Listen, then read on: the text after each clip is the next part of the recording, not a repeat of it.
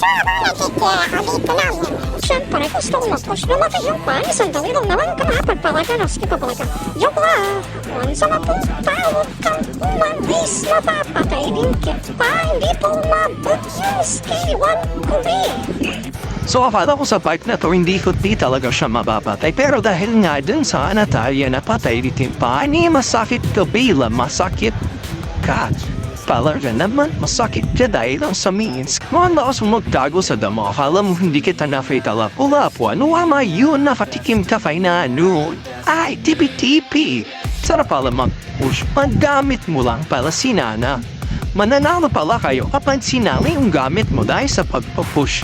So dito sa boat, dalawang tore na agad yung nabasag ko habang sila doon sa tap ay nakikipagbakbakan. So ano ba magiging ambag ko B? At syempre push na lang ako.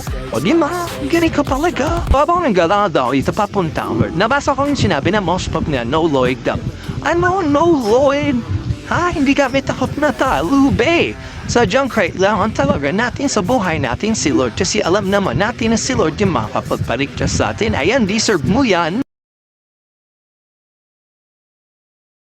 Particular na ala ko dito sabi pa na umiya namin dito but nag-Lord.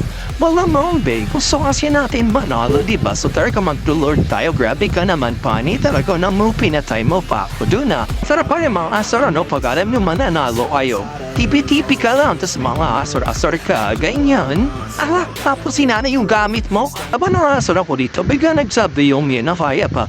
Ikaw, babe, kaya mo pa bang lumaban sa iyo? Mukhang di mo na kaya yatang lumaban. Sumuko pa na.